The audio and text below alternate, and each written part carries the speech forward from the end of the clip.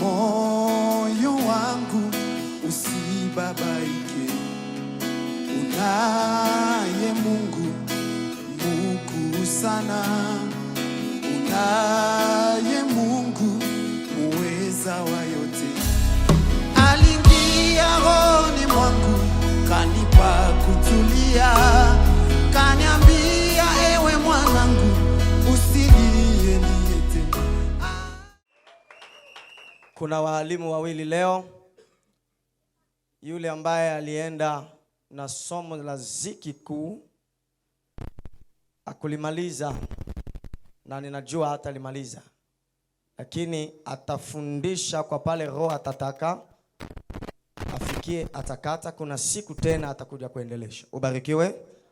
Kisha yule mwalimu wa pili atapanda na yule atatuombesha. Ubarikiwe. Huyu mwalimu yuko na 45 minutes ya kufundisha. Naye ni mchungaji Filipo. Piga mikono kwa bidii.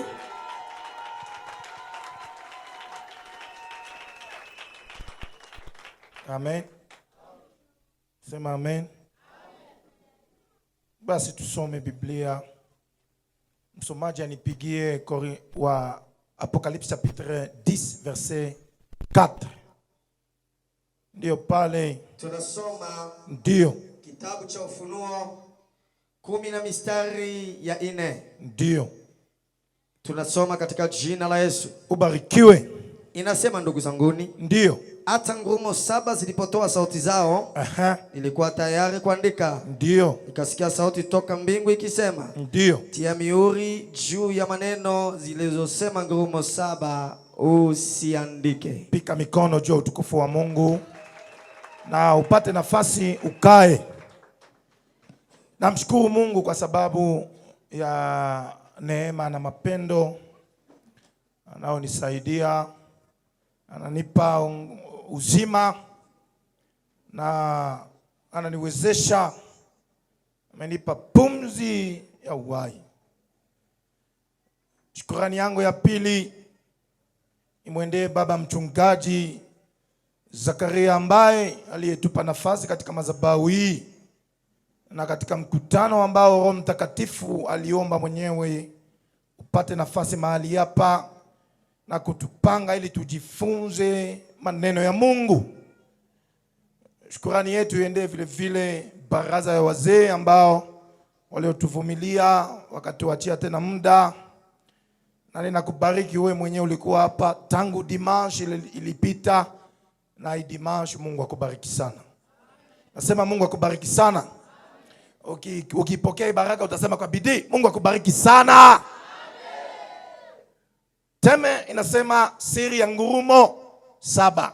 Sina wakati mkubwa wala mwingi wa kuzungumza, lakini nitazungumza kiutaalamu ili tutoke na kitu. Somo tunayo ni siri ya ngurumo 7. Kisina kidogo kinasema juu ya ziki kuu ama grande tribulation. Tangu siku ya kwanza nilianza kufundisha, nikasema kwamba kisina kama na hiki ama vitabu kama na hivi ndio vitabu na visina vinafaa katika mikutano ya wana wa Mungu, kwa sababu vinampa mtu ufahamu na akili ajue kwamba kuna Mungu mbinguni, na ule Mungu alisema anakuja upesi kuwachukua waliokuwa wake. Manake msingi mzito wa mafundisho huu ni kutufasiri mimi na wewe kwamba muda wetu ni mdogo duniani. Yesu anakuja na atabeba kanisa, na wakati atakapobeba kanisa, mateso makuu itaanza. Ndio tulianza kujifunza habari ya ziki kuu. Tukajifunza tangu siku ya 4 na siku ya 5, lakini mambo ni mengi kwa sababu kitabu cha Ufunuo ni kitabu ambacho pa kusema kukifundisha paka unabeba vitabu vingine kama kitabu cha Danieli, kitabu cha Ezekieli, kitabu cha Zakaria, kitabu cha Hosea, kitabu cha Yoeli, unavichanga pale ndio utadeshifre message. Tukasema ziki kuu ndio pale tuko najifunza, na ziki kuu ni mateso makuu ama shida kuu itakaotokea kisha kanisa kupanda mbinguni. Tulijifunza na tukatafsiri na kufundisha kwamba kanisa wakati itakapotoka itapanda kwenda kuonana na bwana harusi pale juu hewani. Sasa kutatokea mpinga Kristo sawa sawa na Tesalonika wa kwanza 4 mistari ya 17. Yule mpinga Kristo hajatokea. Sasa kuna kitu kinachomzuia asifanye matendo yake, ni kanisa. Wakati kanisa litakapotoka duniani, sasa mpinga Kristo atakuja na atapenda kuabudiwa kama Mungu. Atabeba sanamu yake, ataweka katika hekalu pale Yerusalemu. Biblia inasema katika Ufunuo 20, wale wote watakao kataa kumwabudu mpinga Kristo pamoja na sanamu watapigwa na watauawa. Sema amen. Amen yako iko chini. Sema amen. Sasa wakati atakapopanda kanisa, mpinga Kristo atakuja. Njo kuna miaka 7. Daniel chapitre 9 verset 27 anatabiri juu ya miaka 7 ya ziki kuu. Grande tribulation itafanya miaka 7. Jana huku vendredi niliandika na nikaleta shema, lakini leo inavutwa, hakuna tena wakati wa kuiandika. Ile miaka 7 itagawanyika mubipindi bitatu. Kutakuwa premier malheur, deuxième malheur na troisième. Premier malheur iko constitué na 7 sceaux, deuxième malheur iko constitué na 7 trompettes, na troisième malheur iko constitué na 7 coupes de Dieu. Amen. Muda wangu ni mfupi, naenda kwa haraka ili tukomboe. Sasa mimi nilipakia pale pa les 7 sceaux. Na nilianza kukufundisha kwamba mateso itaanza na mihuri 7. Na tulisoma habari ya mihuri, tukaona muhuri wa kwanza. Wakati mwenye uhai wa kwanza alipofungua muhuri, akaonekana mpandaji punda pamoja na punda mweupe. Alikuwa katika mkono wake alikuwa na upinde, na katika kichwa chake alikuwa na couronne. Nikakufundisha nikakwambia kwamba yule ndiye mpinga Kristo. Wakati kanisa litakapopanda mbinguni, sasa mpinga Kristo atakuja na atafanana kama Kristo. Kwa sababu ukimbeba mpinga Kristo, unabeba Apocalypse chapitre 19 verset 11. Utaona tena mtu mwingine anapanda katika punda mweupe, anakuja. Yule anaitwa mwaminifu, jina lake linaandika katika paja, jina lake anaitwa neno la Mungu. Ule ndiye Kristo atakayekuja. Kabla Kristo hajakuja, atakayetangulia ni mpinga Kristo. Biblia inasema atasindikizwa na nabii wa uongo, watafanya miujiza, watu watamwabudu, na atajiita yeye kama ndiye Kristo kwa sababu atafanana naye. Nikakufundisha objectif yake, anakuwa kuseduire batu, kuorganize arme moya yenyewe itaenda kupigana na mwana kondoo pamoja na watakatifu wake. Katika kujifunza nikagundua katika Biblia, kwa sababu kuna utata wa mafundisho. Kuna walimu wanasema kwamba mpinga Kristo atatokea katika mataifa, na kuna walimu wanasema mpinga Kristo atatokea katika Yerusalemu. Sasa nikufunze hapa, tuangalie na tuchunguze Biblia. Mpinga Kristo atatokea katika mataifa, lakini atatokea katika Wayahudi. Watusomee pale, tuanze tutie misingi na tupite katika mambo mengine. Ufunuo 13 mistari ya kwanza hadi ya 4. Apocalypse chapitre 13 verset 1 à 4. Pale tunaanza. Inasema, ndio. Inasema, ndugu zanguni, ndio. Nikasimama juu ya mchanga wa bahari. Ndio. Nikaona nyama akitoka katika bahari. Nikaona nyama akitoka katika bahari, mwenye vichwa 7 na pembe 10. Ndio. Na juu ya pembe zake taji 10. Ndio. Na juu ya vichwa vyake majina ya makufuru. Ndio. Na yule mnyama niliyemwona alikuwa na mfano wa chui. Ndio. Miguu yake ilikuwa kama miguu ya dubu. Ndio. Na kinywa chake kama kinywa cha simba. Yule joka akampatia nguvu zake na kiti chake cha ufalme na mamlaka nyingi. Ndiyo. Nikaona kimoja cha vichwa vyake kama kimetiwa kidonda cha kufa. Kidonda chake cha kufa kikapona, dunia ikastajabu nyama ule. Ndiyo. Wakaabudu yule joka kwa sababu alimpa nyama huyu mamlaka yake. Wakaabudu yule nyama wakisema, ni nani anayefanana na nyama huyu? Ndiyo. Nani anayeweza kufanya vita naye? Amen. Amen. Sema amen. Andiko hii ambao tunasoma ni andiko nazungumza kwa sababu ya mpinga Kristo. Ile ni habari ya ufunuo. Kisha nikaona nyama, alikuwa kama chui, alikuwa na vichwa 7 na alikuwa na pembe 10. Vichwa 7 inamaanisha kwamba katika mji wa Roma huko ni habari ya unabii, kwa sababu atatumika na ule ufalme wa Roma, na kisha kuna pembe 10 ina habari ya kinabii. Sasa tutafute ule nyama ambaye Yohana alimuona, ametokea wapi, atatokea namna gani na itakuwa vipi? Sasa katika maandiko tunamtafuta nabii wa kwanza aliyetabiri maneno ya mwisho wa dunia, ni nabii Yakobo. Tusome katika kitabu cha Mwanzo 49:16 mistari ya 17. Genèse chapitre 49 verset 16 jusqu'à 17. Nabii wa kwanza aliyetabiri mambo ya mwisho wa dunia na mambo ya ziki kuu. Inasema, ndugu zanguni, ndiyo, Dani atahukumu watu wake kama mmoja la makabila ya Israeli. Kama mmoja wa makabila wa Israeli. Dani atakuwa nyoka njiani. Nyoka mdogo mwenye sumu katika mapito. Anayeuma visingino vya farasi. Hata mpandaji farasi anaanguka nyuma. Amen. Amen. Sema amen. Kitabu cha Ufunuo kinasema katika 19 ukisoma Ufunuo kwamba kunaona mpanda farasi anayekuja na farasi. Sasa Yakobo wakati yeko na tabiri batoto yake, anafika pa mtoto anaitwa Dan. Anasema, we Dan, utajije banduku yako, kisha utakuwa vipere katikati ya njia, juu ulume kisingino kia farasi, juu aangushe mpanda farasi. Yakobo alitabiri maneno zamani, kabla Yesu hajazalika, kabla Musa hajazalika, kama manabii wale wote hawajazalika. Yakobo akatabiri juu ya kizazi cha Dan. Anasema Dan atakuwa nyoka atakayeluma.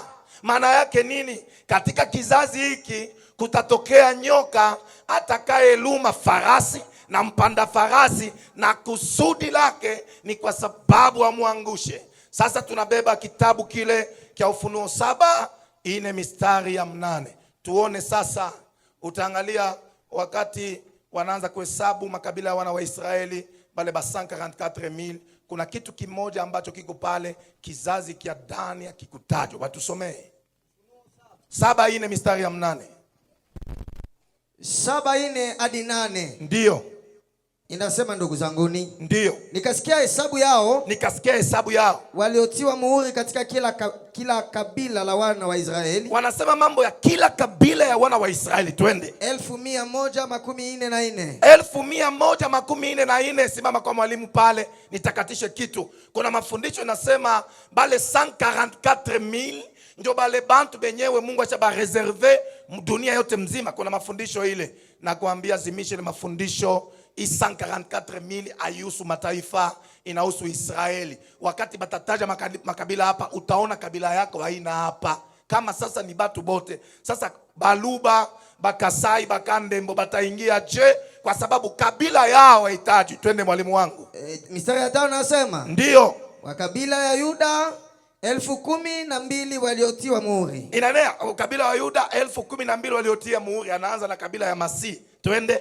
Wa kabila la Rubeni 12,000. Banabeba Rubeni. Twende. Wa kabila la Gadi, ndiyo, 12,000. Gadi tena. Wa kabila la Aseri, ndiyo, 12,000. Banabeba Aseri. Twende. Wa kabila la Neftali, ndiyo, 12,000. 12,000. Wa kabila la Manase, ndiyo, 12,000. ndiyo. Wa kabila la Simeoni, ndiyo, 12,000. ndiyo. Wa kabila la Lawi 12,000. Wa kabila la Isakari 12,000. Sawa. Wa kabila la Zebuluni 12,000. Sawa. kabila ya Yusufu 12,000. Sawa. Wa kabila Benyamina 12,000 walitia muhuri. Amen. Amen. Utatafuta kila Biblia utakuta fasi banaandika kabila ya Dan. Haiko.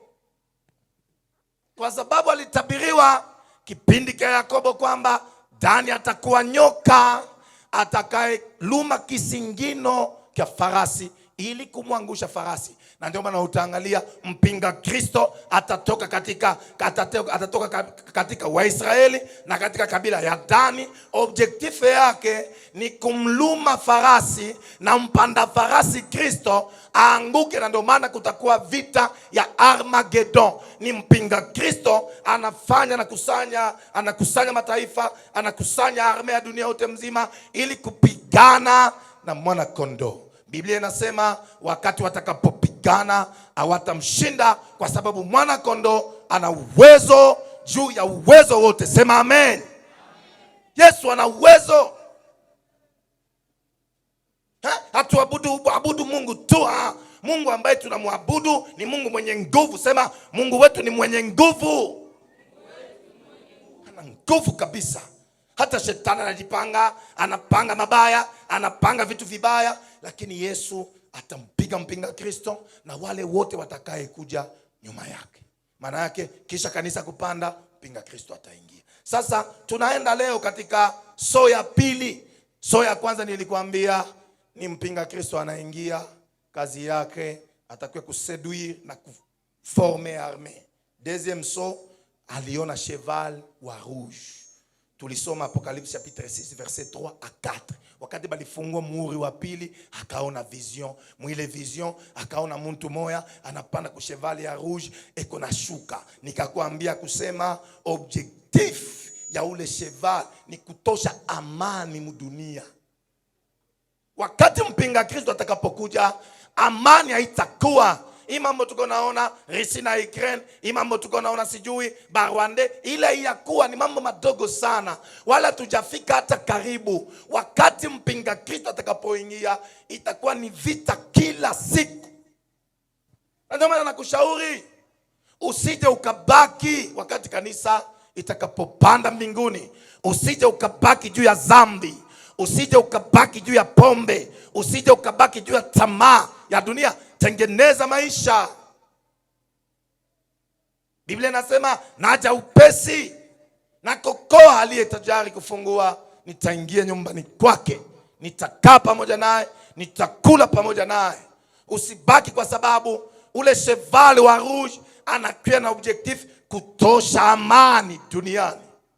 Vita itapigana inchi na inchi, jamaa na jamaa, jirani na jirani. Hakutakuwa mtu wa kuamua vita, kwa sababu mpinga Kristo nyuma yake anakuja kufanya arme. Bale bote banakatala kumwadore, bataishi mu insécurité. Usipime kubaki. Mauaji itakuwa ya hatari. Hii mambo tuko naona ya kuingiliana ni madogo sana. Wakati mpinga Kristo atakapokuja, hakuwezi kwa hata polisi yenye utaita busiku, bataanza kuingiliana, huyu anamuingilia huyu. Hakuna security, kwa sababu amani itatoka. Kama tunaishi hapa, tunaishi amani kidogo, ni kwa sababu Kristo, kanisa kingaliki duniani. Wakati kanisa itakapotoka duniani, amani itaondoka. Amen. Na ule alikuwa na mpanga mkuu katika mkono, anakuwa kutosha amani. Batu baanze kuuana, batu baanze kupikana, batu baanze kuingiliana, bwizi bukuwe bwingi. Manake jikaze sana, usibaki. Troisième saut, tunapita tunena na mbio. Cheval noir, muhuri wa tatu unaonesha farasi mweusi. Apocalypse chapitre 6 5 à 6, batusome pale tunaanza. Apocalypse chapitre 6 5 à 6. Cheval noir, troisième saut. Wale wanasoma Biblia inasema katika jina la Yesu. Amen.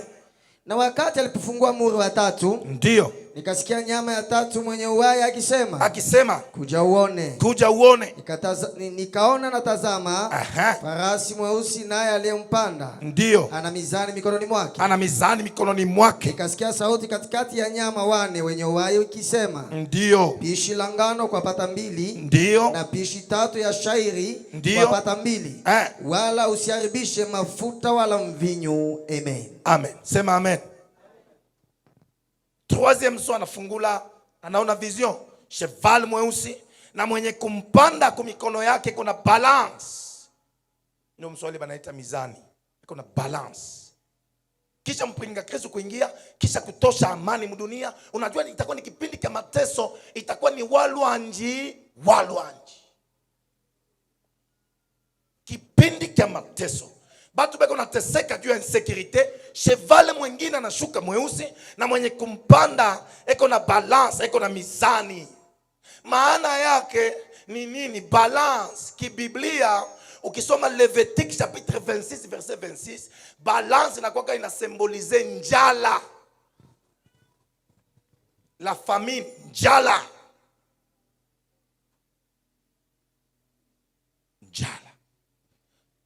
Huyu pepo, kwa sababu ni mapepo, watakuwa kumsindikiza mpinga Kristo ili kutesa dunia, kutesa batu bote balikatala Kristo, bakakatala mafundisho ya kweli, bakapenda tamaa ya dunia. Sasa Biblia inasema yule watatu atakapokuja atakuwa mweusi na mwenye kumpanda iko na mizani, anakuja kuleta njala dunia. Thompson uko naona, bunga uko naona, kile kipindi itakuwa très cher, très rare. Amen. Ndio maana tunakushauri usibaki basi kuloke kubakia. Yesu akikuya uende na. Umuulize mwenzako, Yesu akikuya utaenda au utabakia?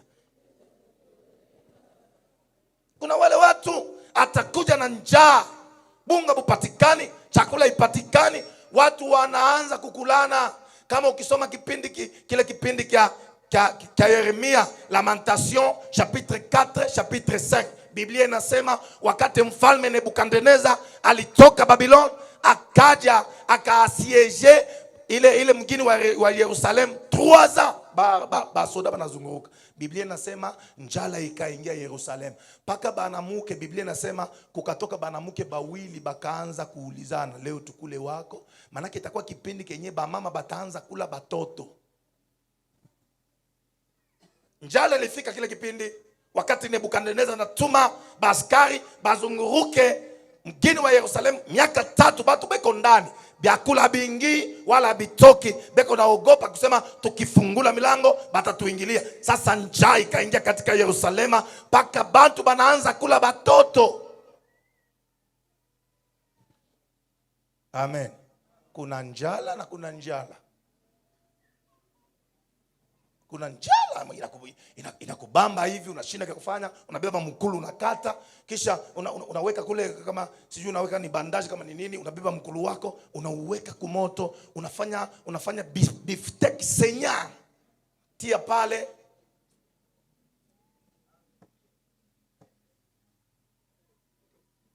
Amen. Beefsteak senya. Fanya mcho poa mkulu. Mnakula ule mkulu 3 jours, unasema tukate na wako. Amen. Njala itakuwa mdunia ya hatari. Batu bataanza kulana. Pakona Thompson ipite itakuwa magumu. Pakona bunga ipite, kwa sababu mpinga Kristo atakuja kuleta mateso.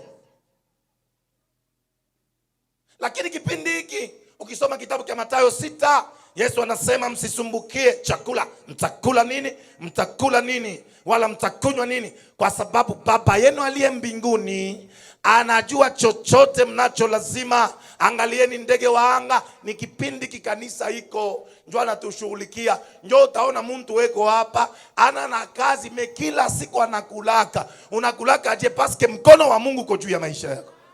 Wakati ule mkono utaondoka, sasa njaa itaingia ya hatari. Ndio Biblia inasema inaanza kufanya mambo ya kipimo. Bunga alikuwa anabuuza kama 25,000, utaanza kuwa unakuwa 200,000.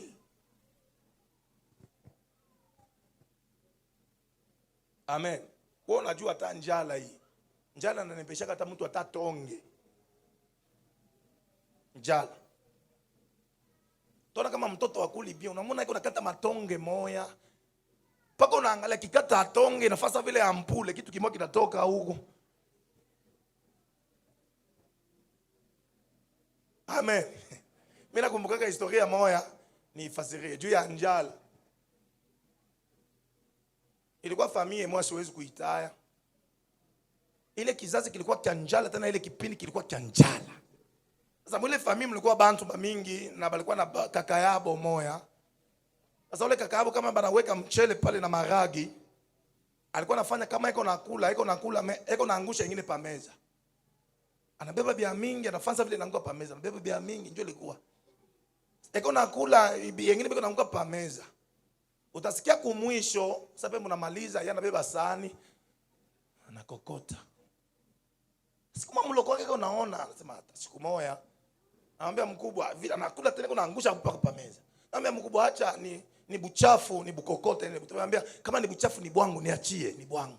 Maana yake njala inamfunza mtu akili, inamfunza mtu wa namna gani atashiba, kwa sababu tumbo kama ina njaa haina masikio. Na ndio maana utajifunza Yesu yuko natoka siku moja anaingia katika mgini wa Yerusalemu, anawapiga watu fimbo kwa sababu waliingiza uchafu. Na Yerusalemu kulikuwa watu walimlisha, wakamwambia tutaona kwenye utakula vile unatupika fimbo, tunafunga mifuko. Yesu akaenda kwabo ya Lazaro, anasema Makenzer niende kule nitakula. Anafika kule kwa Lazaro, walikuwa watu maskini. Anafika 17 balisha kula, balikula goi nike basukula na masani, Martha iko nje. Anamwona Yesu anakuja sema tulisha kula Bwana, hakuna nafasi yako. Yesu akalala na njala, anamka asubuhi size na ile tumbo ya njala inamsumbua. Anaona mbali mti, ule mti una majani. Anasema hapa nikikimbilia kwa ule mti nitapata matunda. Yesu anakimbia pale, afike hakuna matunda, kuna majani tu. Biblia inasema Yesu akakasirika, akalaani mti, tangu sasa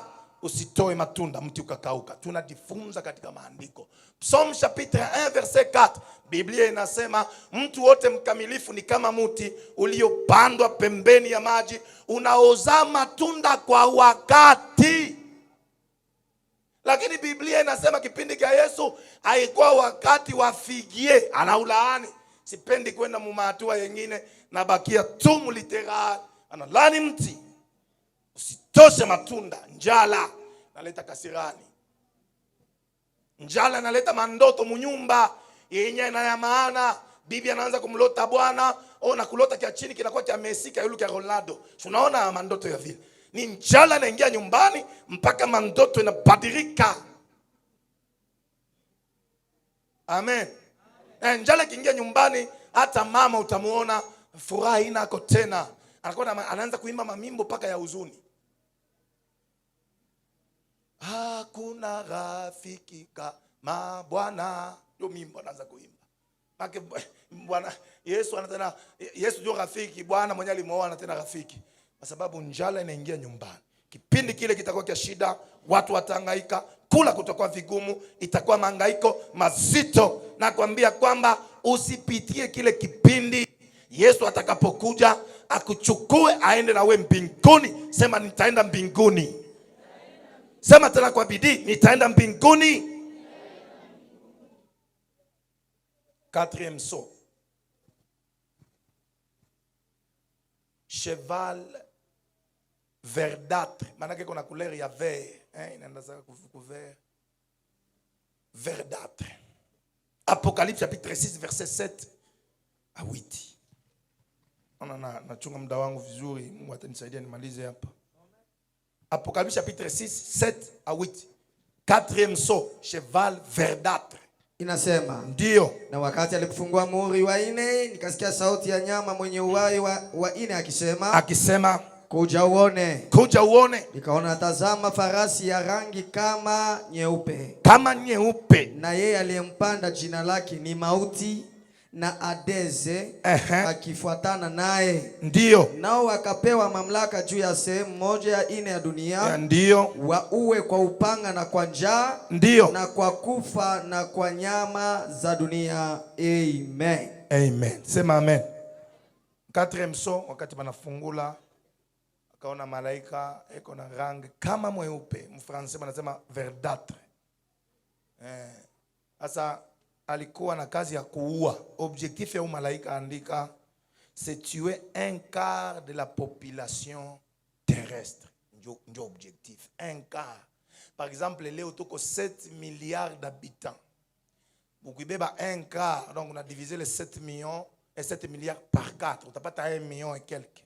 Donc, objectif ya malaika huyu pepo ambayo atakuja nyuma ya mpinga Kristo, anakuya na nguvu ya mauti.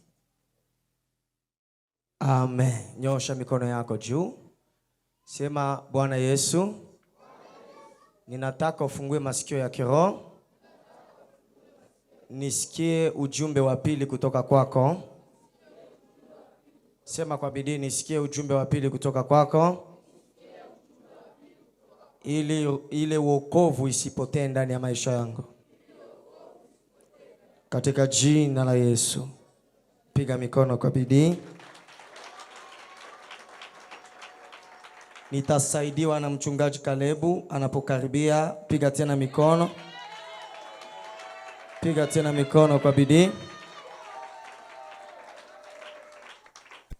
Amen. Amen. Somo letu siri ya ngurumo saba. Notre thème de cet après-midi, c'est le secret de 7 tonnerres. Siri ya ngurumo saba. Le secret des 7 tonnerres. Na ndani ya somo hili, et dans cette leçon, juma mzima, pendant toute la semaine, tumesema mengi. Nous avons beaucoup parlé. Na tutapita kwa haraka sana. Nous allons essayer de passer en revue ili tuingie katika somo lenyewe, pour que nous puissions entrer en profondeur dans la leçon proprement dite. La leo. Dans la leçon d'aujourd'hui. Amen. Amen. Amen. Amen. Nilisema, nous avons dit ceci. Ngurumo saba. Les 7 tonnerres. Ni sauti saba. Ce sont les 7 voix ya Mungu de Dieu. Inaolia qui crient kwa wakati unaofaa. Au moment opportun. Ubarikiwe. Amen. Kwa wakati unaofaa. Au moment voulu ou bien au moment opportun. Na kwa kuchunguza maandiko. Et quand nous essayons de rentrer dans les Écritures, hii sauti, les 7 voix qu'on parle ici, ndiye ilifunuliwa katika Ufunuo kitabu kile cha kwanza. Ce sont les voix révélées dans l'Apocalypse. Ile sura ya kwanza, dans le premier chapitre, na ilionekana Yesu pale akisema na Yohane. Et ça se voit que c'est Jésus qui parlait à Jean. Na alikuwa anasema sababu ya na Yohane, huyu Yesu alionekana ana taa saba.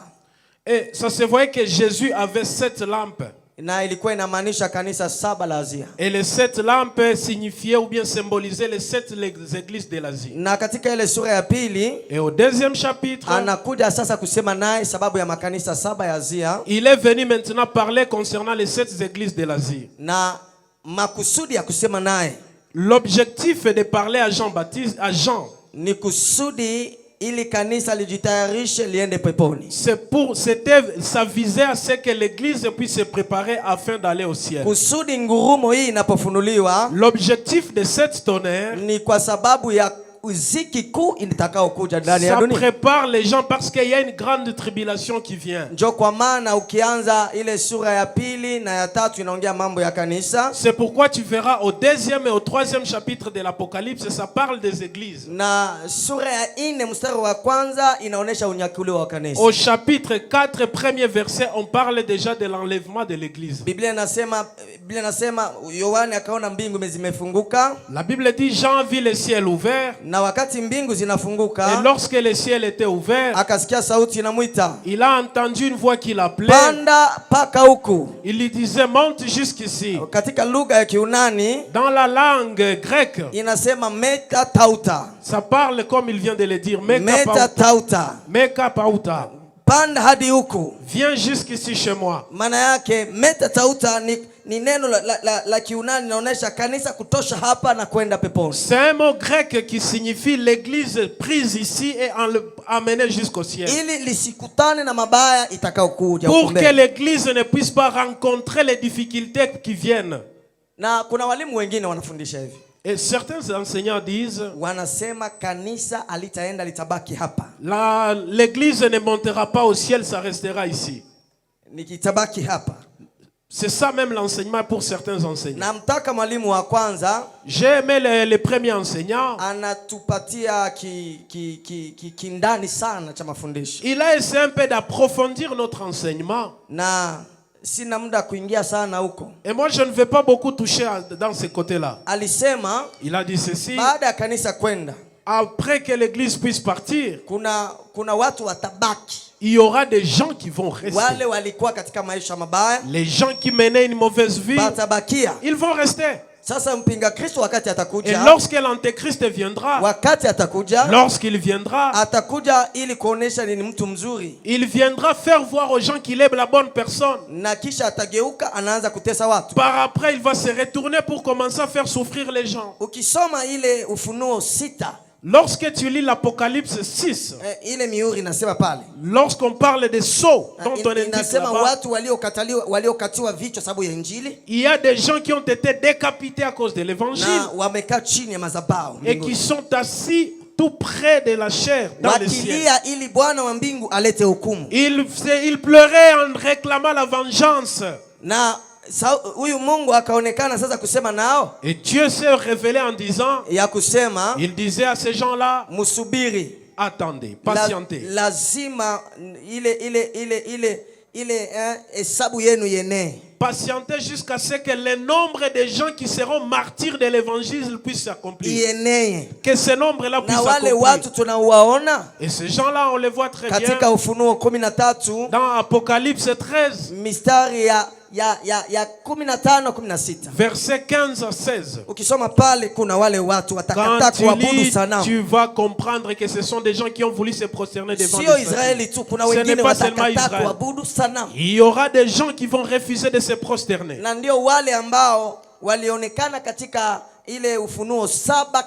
Et ce sont ces gens-là qu'on a vus dans Apocalypse 7, verset 9. Beaucoup d'enseignants prennent Apocalypse 7, 13. Ils disent, voilà, ça c'est l'église qui vient de la tribulation. Il te faut être enseigné pour que tu puisses comprendre les choses. Pour qu'on puisse faire comprendre ce que l'histoire parle. Et nous allons te confirmer, nous te confirmons que l'église sera enlevée. Et il y aura des gens qui vont rester, mais ils vont refuser de se prosterner. Ils seront tués avec ces gens-là. Et ces gens-là seront mis ensemble avec les gens qui les ont précédés qui sont au ciel. Et ce sont ces gens-là qu'on a vus dans Apocalypse 7, verset 13.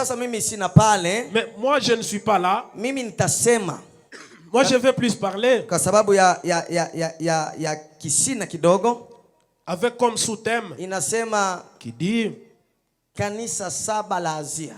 Les 7 églises de l'Asie. Ama ujumbe wa Yesu Kristo kwa kanisa saba la Asia. Ou bien les messages de Jésus-Christ aux 7 églises de l'Asie. Tenda sana nitafundisha juu ya kanisa moja tu. Je vais juste enseigner pour une seule église. Na kabla sijaanza hii kanisa, avant que je ne commence avec cette église, ninataka nipite kwanza kwa yulu kwenye kanisa yote saba. J'aimerais vous donner une vue de toutes les 7 églises. Les 7 églises dont on parle, dont Jésus parlait. Il a parlé de l'église d'Éphèse. Il dit, si vous ne vous prosternez pas, ou bien si vous ne changez pas, je vais enlever les chandeliers. Ce qui signifie, Jésus ne veut pas que l'église reste dans la souffrance, mais qu'elle soit enlevée. La deuxième église, c'est l'église de Smyrne. C'était l'église qui plaisait à Dieu. C'est pourquoi dans Apocalypse 3:10, ça parle ouvertement. La Bible dit ceci, que Kama utabaki mwaminifu, si tu restes fidèle, na mimi nitakuja nikuondoe, nikuepushe na mateso yanayokuja. Je viendrai t'épargner de la tribulation qui vient. Ubarikiwe. Amen. Ubarikiwe. Amen. Nyosha mikono yako juu. Lève tes mains. Sema Baba, uniepushe na mateso yanayokuja. Ungaliki chini sana, nyosha juu, kuna mateso mbele yako. Bwana nataka kukuepusha nayo. Sema Baba, ninataka uniepushe na mateso yanayokuja mbele yangu. Onode kanisa la Sadi, l'église de Sardes, ni kanisa ambao ilionekana na madhaifu mengi. C'est une église avec beaucoup de défauts. Lakini Yesu alishauri pia. Mais Jésus l'a conseillé. Kanisa la Thyatira, l'église de Thyatira, Yesu naye aliona kuna madhaifu. Jésus a vu encore qu'il y avait des défauts. Akawashauri. Il les a conseillés.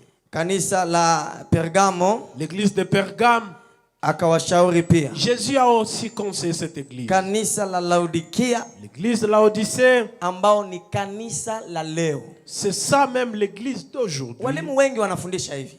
Beaucoup d'enseignants enseignent wanasema ceci. Unajua mambo ya kanisa saba.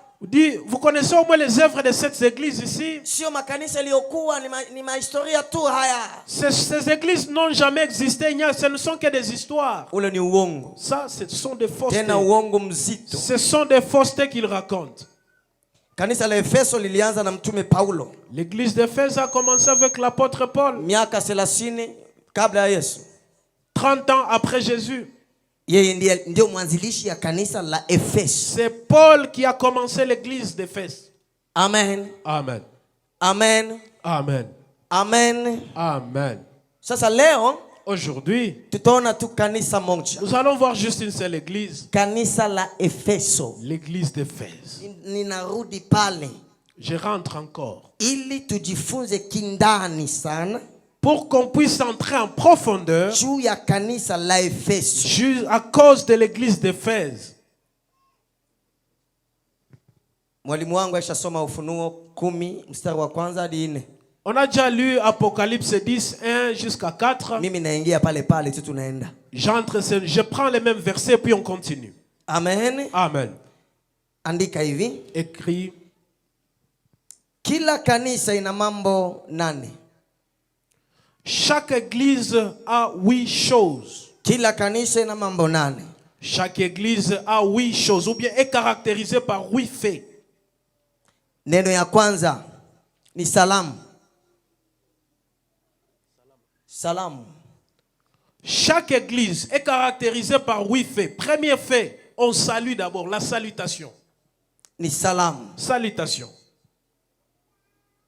Neno ya pili. Deuxième fait qui caractérise cette église. Yule aliyesema. Celui qui parle à ces églises. Yule aliyesema alikuwa ni Kristo. Celui qui parlait à ces églises était Christ. Alikuwa ni Yesu. C'est Christ qui parlait à ces alikuwa églises. Anasema na kanisa lake. Il parlait à son église. Deuxième Amen. fait. Amen. Amen. Unaandika ya tatu. Troisième chose. Ya tatu. Troisième chose. Mambo yaliyokuwa mema. Les bonnes œuvres. Bitu bilikuwa na bizuri kwa ile kanisa. Les bonnes œuvres de cette église là. Ni bitu kani bizuri unanifanyaka mbele ya Mungu. Quelles sont ces bonnes œuvres que tu fais devant Dieu? Tangu ulikuwa Mkristo. Depuis que tu t'es converti. Ulishajua kwamba hiki kitu ndio kinampendezaka Mungu? Est-ce que tu sais au moins les choses ou les œuvres qui plaisent à Dieu? Kuna vitu vingine utavifanya ukizani vizuri kumbe ni vibaya. Il y a certaines choses que tu peux faire croyant que ce sont des bonnes choses alors que ce sont des mauvaises. Ni vitu kani vizuri unavifanyaka mbele ya Mungu? Quelles sont ces bonnes œuvres que tu fais devant Dieu? Je, ungali unaendelea kuvifanya? Est-ce que tu continues à poser ces bonnes œuvres? Ama umeshaacha? Alors, ou bien tu as déjà abandonné les bonnes Mtu œuvres? mwingine anasema mimi nitaacha kufanya hivi sababu wamenikwaza kanisani. Quelqu'un peut dire j'abandonne de poser des bons actes parce qu'on m'a mis mal à l'aise à l'église. Bali nishusha heshima yangu. On m'a humilié dans l'église. Mimi kanisa hii sitafanya tena kitu. Je ne ferai plus de bonnes œuvres dans l'église. Hatufanyi vitu sababu watu watuone. Nous ne posons pas des actes pour que les gens nous Tunafanya vitu ili Mungu atuhesabu. Mais nous posons les actes pour que Dieu nous Kama compte. ukifanya kitu pa kanisa usiangalie batu, angalia Mungu. Si tu fais quelque chose à l'église, ukifanya kwa moyo kile kitu kitakuwa na resultat mzuri. Si tu fais quelque chose pour Dieu, sache qu'il y aura de bons résultats. Si tu cherches à plaire au pasteur, tu passes ton temps inutilement à l'église. Amen. Je viens chanter parce que papa est permanent à l'église. Je viens prier parce que c'est papa qui sera le modérateur. Je vais assister à la réunion des mamans parce que papa sera là dedans avec nous. Tu peux être dans les cahiers du pasteur, mais pas dans les livres de vie. Cherche à plaire à Dieu.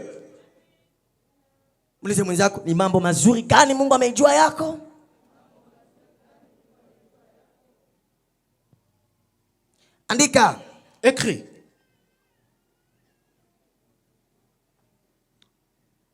Amen. Amen. Mambo mabaya. Les mauvaises œuvres. Mambo mabaya. Les mauvaises œuvres. Ambao Mungu aliona kwa ile kanisa. Que Dieu voyait dans ces églises-là. Mambo mabaya. Les mauvaises œuvres. Kila mtu anayefanya dhambi anafichika. Tout celui qui pose ou bien qui commet les péchés tout en les cachant, sache que ça sera connu de tout le monde. Le seul remède pour les péchés, c'est se repentir. Si tu es un chrétien ouvert devant Dieu, sache que tu es déjà guéri et sauvé. Quand il s'agit d'aller se repentir, tu commences à raconter des choses. Oh non, quand nous fûmes, oh, on avait des diamants. Amen. Amen. C'est le moment de repentance. Il faut dire, papa, je suis un impie, que Dieu me pardonne. Deuxièmement, je suis un menteur, que Dieu me pardonne. Tu racontes tout ce que tu as commis comme fait. Quelles sont les mauvaises œuvres que Dieu connaît te concernant toi?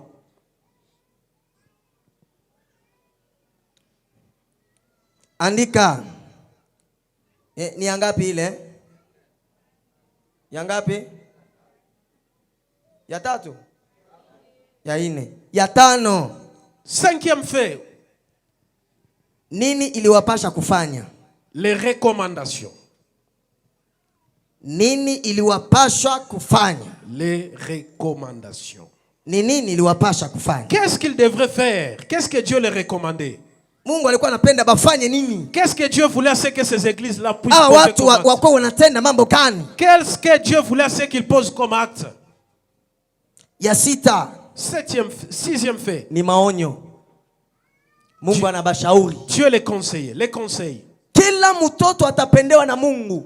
Tout enfant aimé par Dieu. Biblia inasema anatutakasa kwa mapigo. La Bible dit il nous sanctifie par les punitions. Kama anakuonya usikie atakupiga. Si Dieu te conseille que tu ne veux pas changer, il va te punir. Amen. Amen. Amen. Ile ndio ya tano Ya sita. Ya saba. Septième fait. Habari kwa waaminifu. Une nouvelle pour les croyants. Une nouvelle pour les gens qui sont fidèles. Bale batabakia baaminifu. Ceux-là qui vont rester fidèles. Atafanya nini nabo? Qu'est-ce qu'il fera pour eux? Ubarikiwe. Ubarikiwe. Amen. Ubarikiwe. Amen. Atapa kanisa. Même à l'église. Mungu anaangaliaka est-ce que huyu ni mwaminifu? Dieu regarde, est-ce que tu es réellement fidèle par rapport à lui? Tangu Depuis que tu as commencé à prier. Depuis que j'ai commencé à prier, Dieu, tu ne me réponds pas. C'est comme si ton serviteur n'a plus d'onction. Amen.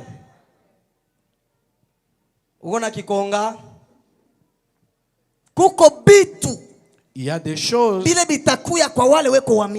qui seront, ou bien il y a la récompense pour les gens qui sont fidèles à Dieu. Si tu restes fidèle ici, ça peut arriver que nous ne prions plus. Mais Dieu se souvient de toi. Il se souvient de toi le mardi. Jusqu'à ce que tu commences à te rassasier de bénédictions. Tu dis non, on risque même de me cambrioler. Lorsque tu termines de parler, il te bénit. Parce que tout ça, ce sont les fruits de la fidélité envers Dieu. La fidélité. Amen. Amen. Le dernier fait, la promesse pour les vainqueurs. La promesse pour les vainqueurs. Mungu anaweza kunisaidia tuseme point yote hii, lakini kama kunisaidia tasema ile tasema hapa. Nous allons essayer de voir comment est-ce que nous allons évoluer. Ce que nous pouvons, c'est ce que nous allons enseigner. Ubarikiwe sana. Amen.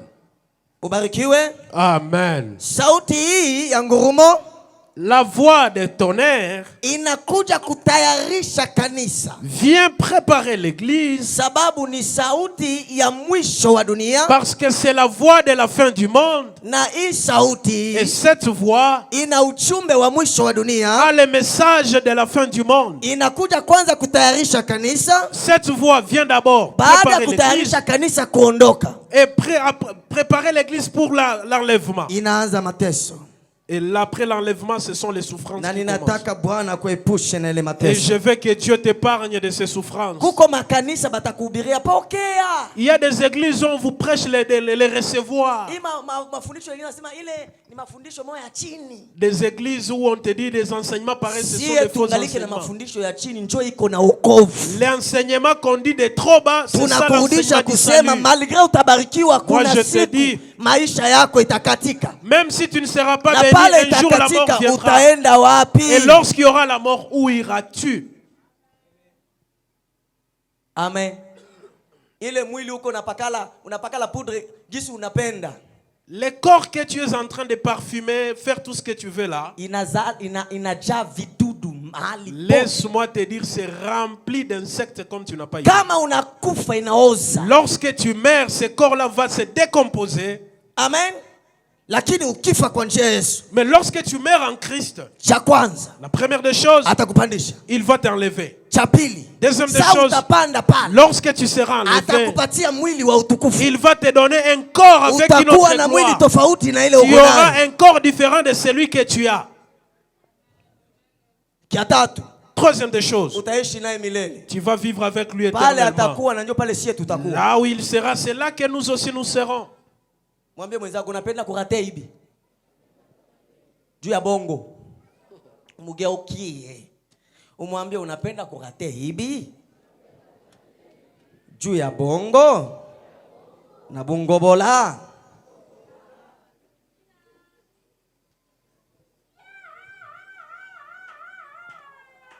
Amen. Amen. Tunaanza ya kwanza. On commence maintenant. Ilikuwa ni salamu. On commence avec la salutation. Kwa malaika ya kanisa la Efeso andika. À l'église d'Éphèse, écrivez. Ile ni salamu. Ça, c'est ça même la formule de salutation. Amen. Amen. Kwa malaika ya kanisa la Efeso andika. À l'ange de l'église d'Éphèse, écrivez. Ni salamu. C'est ça même la formule de salutation. Nayo kwa ule mchungaji. Il venait avec cette formule au pasteur de cette église. Amen. Deuxième des choses, c'est lui qui parlait. C'est lui qui parlait. C'est lui qui parlait, c'était Christ lui-même. Et il avait 7 étoiles. Et 7 étoiles symbolisaient les 7 églises de l'Asie. Ile nyota saba ni kanisa saba. Et cette étoile, ce sont les 7 églises. Unaandika? Sasa uwe haraka pale tusaidie. Usiandike kama tuko kule. Alikuwa Bwana. Celui qui parlait, c'était Jésus. Na alikuwa na nyota saba. Il avait 7 étoiles. Na ilionyesha kanisa saba. Et les 7 étoiles symbolisaient les 7 églises. Na yeye alitembea katikati ya hii kanisa. Et lui s'est promené, ou bien il marchait dans ces églises-là. Yeye alitembea katikati ya hii kanisa. Christ qui parlait, il s'est promené, ou bien il marchait dans ces églises. Ineno inaonesha kwamba yeye ni mchungaji mkubwa. Ça confirme que Christ, il est vraiment un bon berger. Kanisa linapokuwa duniani, lorsque l'église est sur la terre, lisipotembelewa na mwenye kanisa, lorsque cette église n'est pas visitée par les propriétaires de l'église, cette église est ressemblée à un tombeau. Tu dois quitter cette église-là.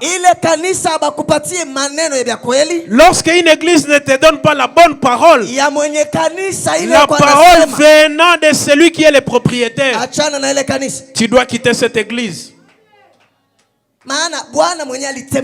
Parce que lui-même, selon les versets, il s'est promené dans ces églises-là. C'est lui le véritable pasteur. Et là, je vais parler concernant les serviteurs de Dieu. 1 Pierre chapitre 2 verset 25. Tunasoma Petro wa kwanza 2:25. Kisha mwingine atabeba Petro wa kwanza 5:4. Nasoma katika jina la Bwana. Ubarikiwe. Kwa maana mlikuwa mmepotea kama kondoo. Lakini sasa mumerudia. Ndio. Mchungaji na mwangalizi wa roho zenu. Mchungaji na mwangalizi wa roho zenu. 5:4. Tunasoma kwa jina la Yesu. Ubarikiwe. Na mchungaji mkuu atakapozirishwa, atakapoonekana, mtaipokea taji ya utukufu. Tutaipokea taji ya utukufu ile isiyokauka, ile isiyoharibika. Haleluya. Amen. Haleluya. Amen. Ninasema hapa na wachungaji. Là, je parle au pasteur. Kanisani, dans l'église, mtu ambaye ana amri ya kuitawala ni Kristo. Celui qui a le pouvoir de dominer l'église, c'est le Christ lui-même. Aina sisi wachungaji. Ce n'est pas nous les pasteurs. Kanisa unetie na kuwa yako. Lorsque tu commences à considérer l'église comme propriété privée, kanisa sio ya mchungaji. Laisse-moi te dire, l'église n'est pas pour les pasteurs. Mkiniona mimi naanza kubeba kanisa na kuwa yangu, maana Mungu hana hapa. Lorsque vous vous rendez compte que je commence à m'approprier cette église, sache que Christ a déjà fui. Kama ni wakia kwetu ndio kwa nafasi. Seulement les gens de notre tribu là, ils viennent dominer l'église. Kama simujui kabila kule, lorsque tu n'es pas de ma tribu, je te mets loin de moi. Ile sio kabila, kanisa ya Yesu. Sache que ça, ce n'est pas une bonne église de Christ. Kanisa, une église ikiwa Yesu ametawala, qui est dominée par Jésus. Kwanza Biblia inasema, la première des choses, la Bible dit, anakesha sababu ya mioyo zetu. La Bible dit, Jésus veille sur nos âmes. Kama uko mgonjwa, Yesu anajua. Si tu es malade, Christ est au courant. Sisi wachungaji tunaweza kukombea. Nous les pasteurs, nous pouvons prier pour toi. Lakini mponyaji, mais c'est lui qui guérit, c'est Christ. Sisi tunaweza kutabiri. Nous pouvons prophétiser. Yule atafanya matabiri itokee ni Yesu. C'est lui qui fera l'accomplissement de ces prophéties, c'est Christ. Watu wengi wanaanza kubeba majina ya watu wanaita matabiri. Beaucoup de gens commencent à prendre les gens des noms pour commencer à considérer comme des prophéties. Na wanaonea watu vile. Et là ils commencent à tromper la vigilance des gens. Wanaonea watu. Ils sont en train de tromper de vigilance. Petro anaandika anasema, simamieni kundi la Mungu si kwa nguvu. La Bible dit, l'apôtre Pierre dit, soyez responsables de la communauté, mais il ne faut pas mater les gens. Pasteur Ken. On t'appelle Pasteur Ken. Apôtre général. Tu es l'apôtre général, toi. archbishop, tu es l'archipape. Là, tu entres dans l'église. Tu as les sœurs du ministère qui t'ont déjà entouré. Même Christ, il y a certains miracles qu'il faisait en cachette. Ne parle pas, garde silence.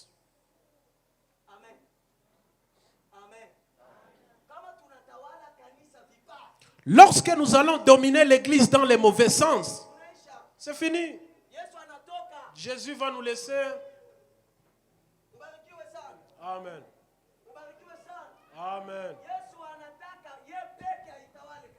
Jésus veut à ce qu'il puisse lui-même dominer l'église. Il veut lui-même dominer l'église. Et s'il va dominer l'église, l'église sera éclairée.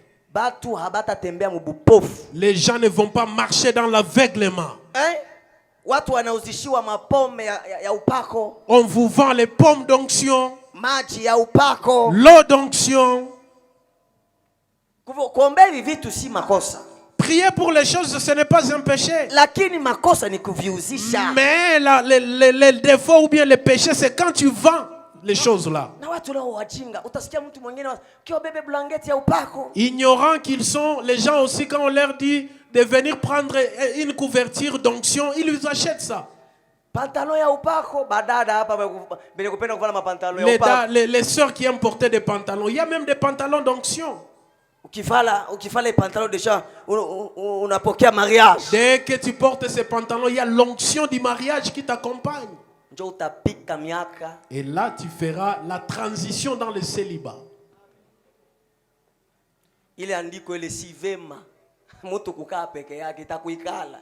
L'écriture qui dit n'est pas bon que l'homme soit seul va s'accomplir sur toi. L'onction. L'onction. C'est Dieu qui libère. Ce n'est pas une propriété d'un homme. Nous n'allons pas prier pour toi parce que tu vas nous donner de l'argent. Nous allons prier pour toi parce que c'est l'œuvre de Dieu. C'est une mission pour nous. Amen. Amen. Et comme il fait froid ces derniers temps, là tu entends la recommandation de Dieu. Tu dois passer nuit par terre. Et là tu sens le froid qui te pénètre dans le corps. Vous voyez comment est-ce que nous veillons pour vous?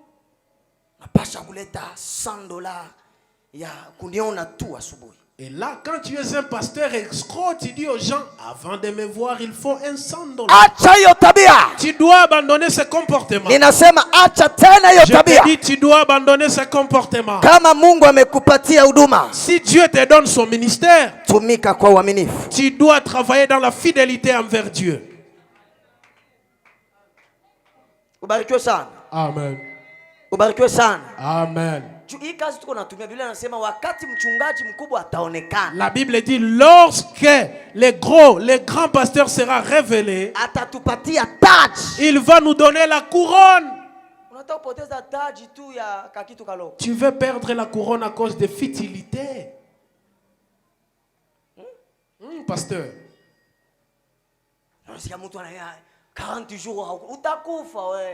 Jeûner pendant 40 jours, tu risques de craquer. Je cherche l'onction. Laisse-moi te dire, être serviteur, c'est Dieu qui les choisit. Ce n'est pas à cause de tes jeûnes et prières.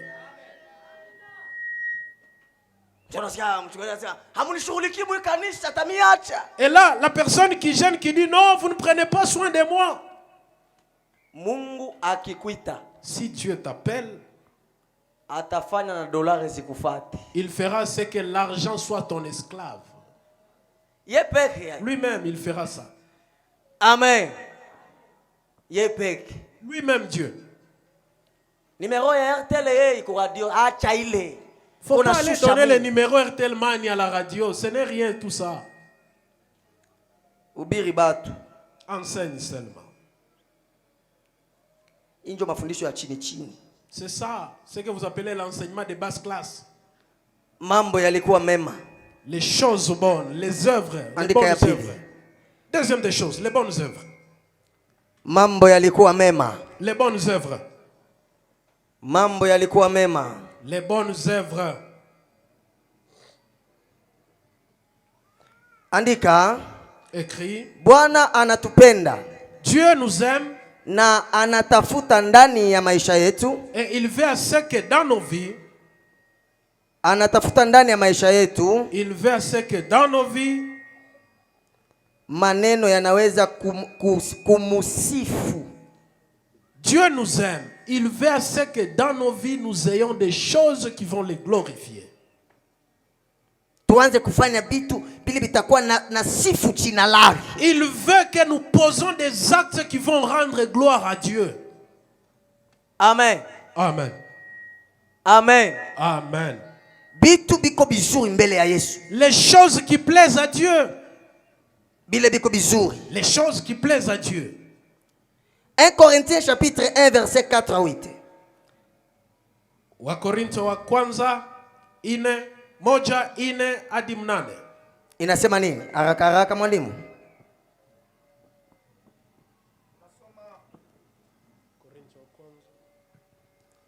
Wakorintho wa kwanza sura ya kwanza mistari ya 4 hadi ya 8. Aha.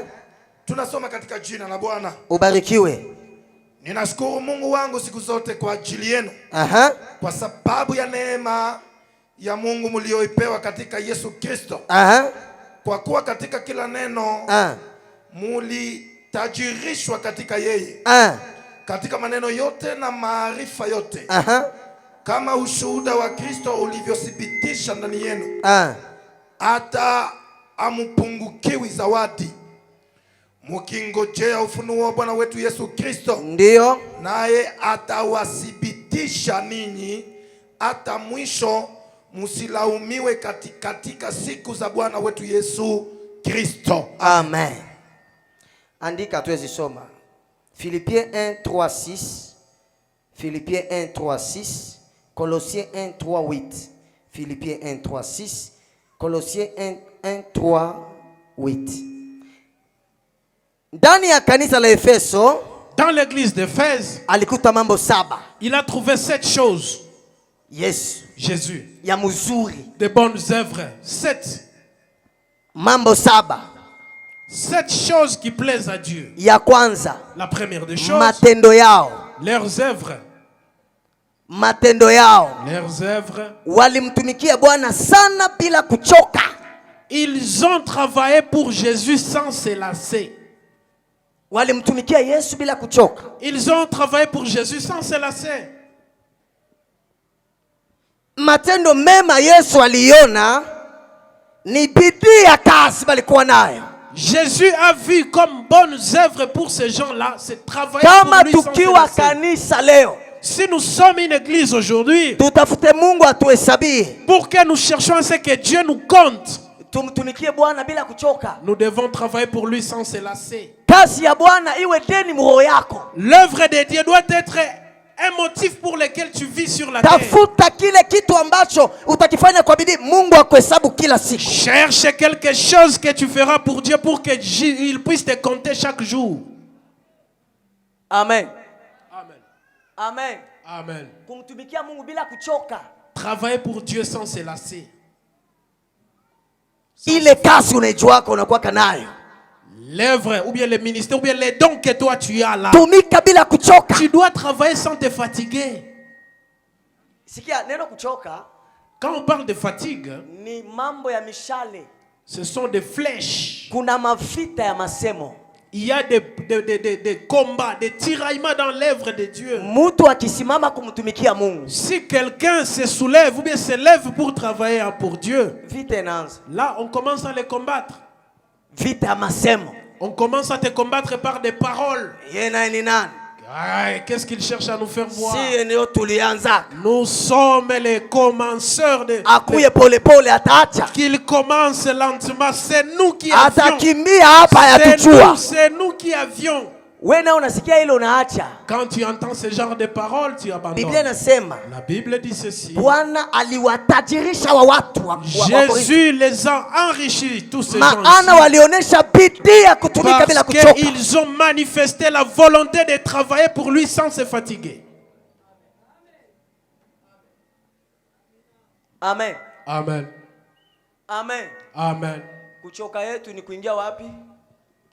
Si nous allons nous fatiguer, c'est lorsque nous serons sous la terre. Là, tu vas dire, je me fatigue maintenant. Il n'y a aucune église où tu peux entrer alors qu'il n'y a pas de combat. Jamais. Partout tu iras, il y aura des tiraillements dans l'œuvre de Dieu. On ne va pas te battre ou bien te faire la guerre si tu n'as pas de dons de Dieu en toi. On va te faire la guerre parce qu'en toi, il y a quelque chose qui brille. La Bible, lorsque les gens verront ce que la chose commence à briller, il y a quelques temps, nous allons nous servir de ça. Il y a des gens qui nous ont injuriés, nous autres ici. Aujourd'hui, ils nous cherchent. Et ils cherchent à ce que notre Dieu puisse les aider. Si nous avons pris en considération leurs injures, aujourd'hui on allait être des ivrognes dans des bars et terrasses. Taille basse. Taille basse. Avec une démarche de chance. Démarche ya bangi. Vipi mwanangu? Et là tu changes même la façon de parler.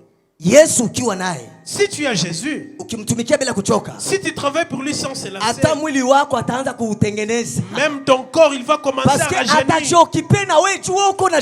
Il va s'occuper de ton corps parce que toi tu t'occupes de son œuvre. Amen. Amen. Si tu veux provoquer Dieu, travaille pour lui sans se fatiguer. Si tu travailles sans se fatiguer, ça c'est une façon de dire à Dieu, même la génération qui viendra, que mon alliance, cette alliance puisse fonctionner avec ta génération. Peut-être toi tu ne vivras pas la bénédiction, mais la génération future va vivre. Ils vont dire c'est la bénédiction de notre Père, la bénédiction de notre maman. C'est celui qui nous a donné. C'est pourquoi aujourd'hui nous mangeons les fruits. Il faut kutumika bila kufanya nini? Bana kupika vita busubuhi uko pa Asafa. Bana kupika vita busubuhi uko pale. Bana sema atakufa, bana kuona uko pale. Unaenda bila kuchoka, sema taenda bila kuchoka.